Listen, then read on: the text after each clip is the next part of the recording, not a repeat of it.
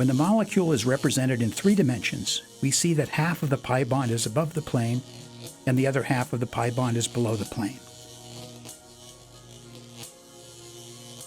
An understanding of this electron density within a pi bond will become very useful when predicting reactivity of alkenes.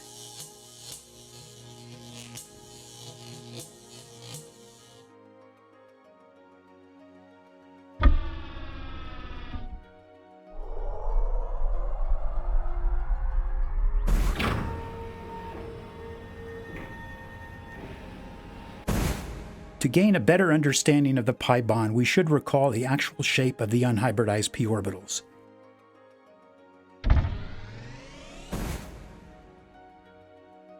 When we envision the actual shape of these orbitals, overlap between the adjacent p orbitals is possible, which allows for the sharing of these 2 electrons.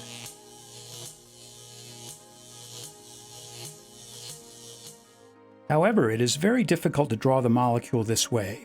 Thus, you will often see the pi bond represented in its abbreviated form on the right.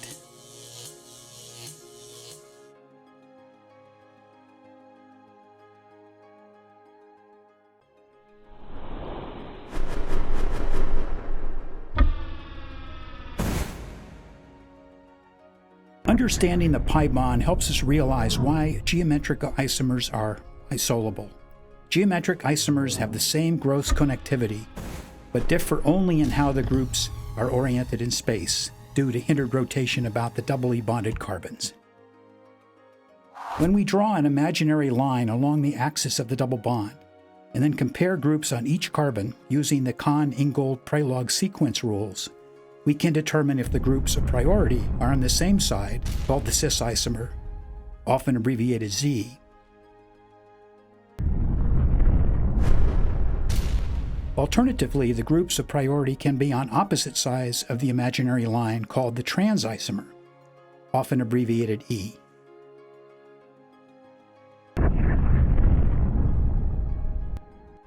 For interconversion of the isomers to occur, we need to have free rotation about the carbon-carbon double bond. If this were to happen, it would mean that the pi bond would have to break, which requires approximately 70 kilocalories per mole. This will cause each carbon to lose full valency due to the 2p orbitals no longer overlapping, which will make the alkene unstable or higher in relative energy. Thus, at room temperature, geometric isomers are isolable.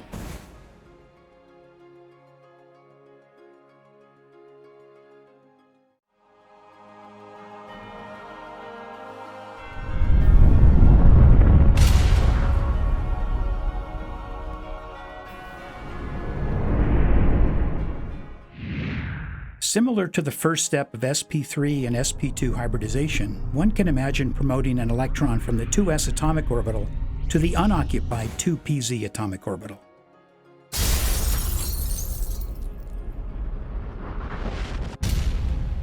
Mixing the 2s atomic orbital with one of the 2p atomic orbitals causes 2 new degenerate energy hybrid orbitals. The shape of the new sp hybrid orbital is best characterized as 1 part s and 1 part p. As with all orbitals, think of these hybrid orbitals as 3-dimensional shapes where you can find the electron 90% of the time. The sp hybridized carbon now possesses 2 electrons in hybrid orbitals and 2 electrons in the unhybridized 2p orbitals. When we superimpose both sp hybrid orbitals with the unhybridized 2pz and 2py orbitals onto the carbon atom, it becomes quite cumbersome and confusing. Thus, we simply show how the electrons in the hybrid orbitals are oriented in 3 dimensions. In addition, the electron density of the unhybridized p orbitals is shrunk to 1/3 of their size for simpler viewing. The 2 new hybrid orbitals attempt to get as far apart from each other as possible. Again, think of this as the orbitals attempting to minimize electron repulsions. Thus, they are oriented 180 degrees apart. Before we begin to show how the sp hybrid building block takes part in bonding, it is important to remember that the electrons in the unhybridized 2p orbitals have access to both lobes.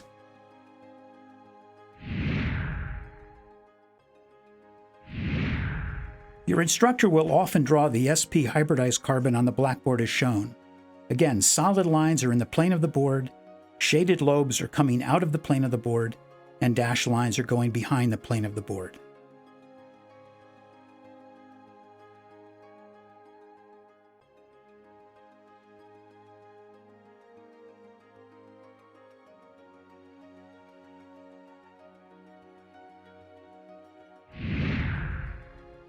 Each of the two sp hybrid orbitals contains one electron capable of forming a sigma bond. The sp hybridized carbon is now capable of forming two sigma bonds and two pi bonds.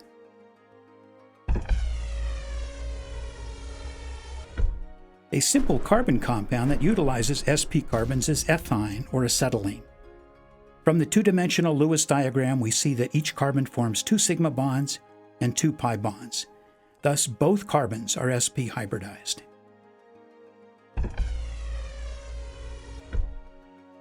Starting with two sp hybridized building blocks, we can begin to construct the molecule in 3 dimensions by forming the CC sigma bond. Next, the two carbon-hydrogen sigma bonds are formed, which affords the linear sigma bond framework for ethine.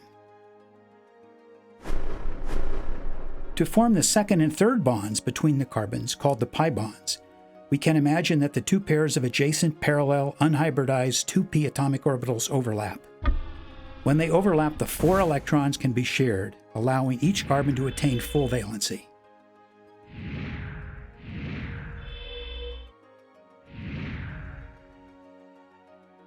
The two-dimensional Lewis diagram for ethine allows the chemist to view the gross connectivity of the atoms.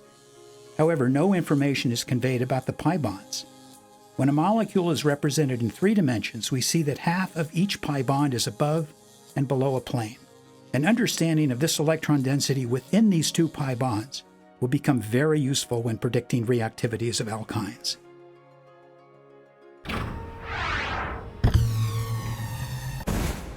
To gain a better understanding of the two pi bonds, we should recall the actual shape of the unhybridized 2p orbitals.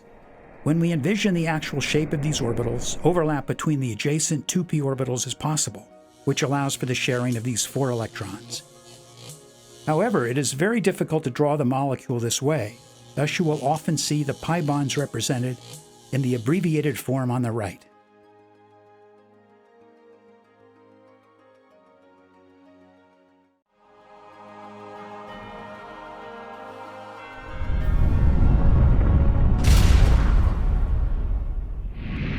An easy way to deduce hybridizations is to count groups around a central atom. A group is defined as another atom or a lone pair. When an atom is surrounded by 4, 3, or 2 groups, it will adopt the sp3, sp2, or sp hybridizations, respectively. A helpful way to remember this is by adding the exponents together. That should equal the number of groups around the hybridized atom. For sp3, the exponents add to 4. Thus, an sp3 atom has 4 groups. For sp2, the exponents add to 3. Thus, an sp2 hybridized atom has 3 groups around it. These hybridizations allow the respective number of groups to be as far apart as possible. Again, think of it as all groups attempting to minimize electron repulsion.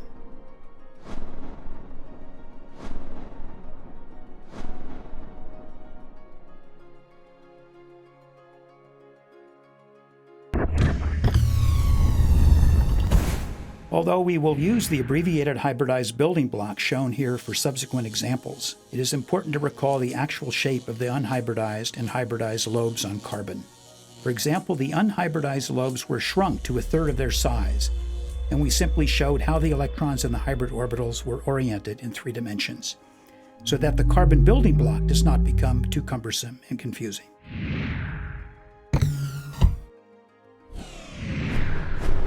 A simple carbon compound that utilizes both sp3 and sp2 carbons is propylene.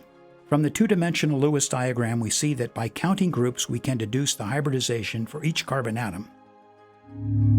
4 groups employ the sp3 hybridized building block, and 3 groups employ the sp2 hybridized building block.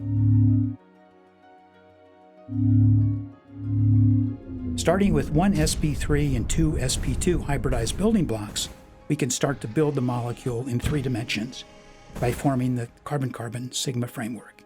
Next, the 6 carbon-hydrogen sigma bonds are formed, followed by the pi bond. affording the final three-dimensional molecule.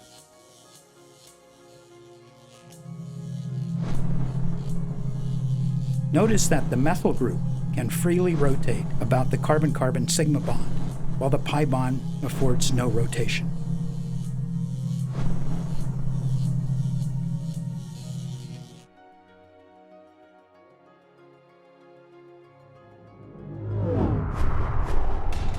Within acetamide are central atoms that we have not dealt with yet, nitrogen and oxygen. However, we employ the same concept for deducing hybridization. Simply count groups on these atoms, which means we also have to count the lone pairs as groups.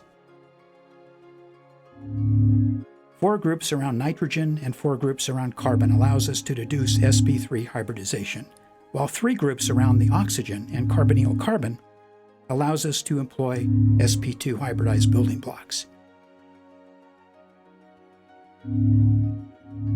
Once all the hybrid building blocks have been deduced, we assemble the sigma bond framework, attach the hydrogen atoms, and form the double bonds as shown.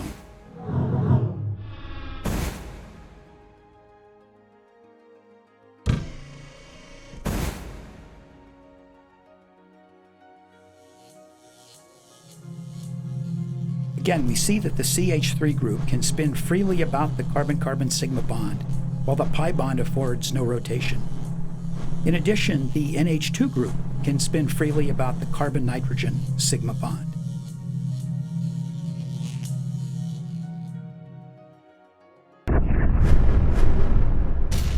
Now let's look at a compound that utilizes an sp hybrid building block, carbon dioxide. Again, from the two-dimensional Lewis diagram, we see that by counting groups, we can deduce the hybridization for each atom. 2 groups employ the sp hybridized building block, and 3 groups employ the sp2 hybridized building block for both oxygen atoms.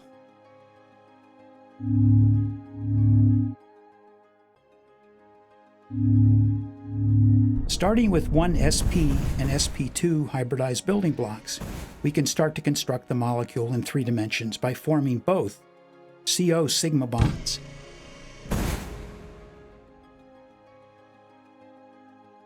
For both pi bonds to form, we need to rotate the oxygen on the right forward so that the adjacent unhybridized 2p orbitals are parallel.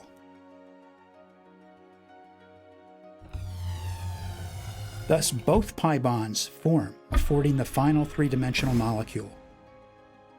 Notice that the 2 pi bonds are perpendicular to each other. In addition, the lone pairs on each oxygen atom are perpendicular to each other.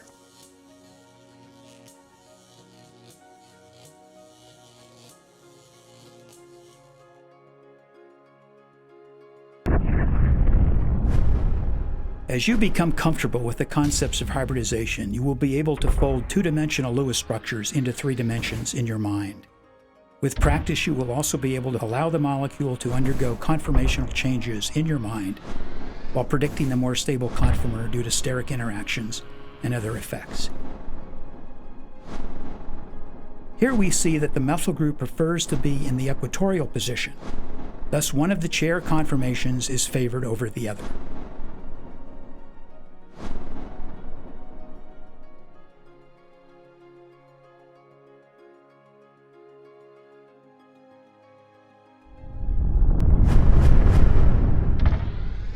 As we have seen, ideal bond angles are obtained from the hybrid building blocks. However, deviations from ideal bond angles can and do occur in virtually all molecules when groups are not equivalent.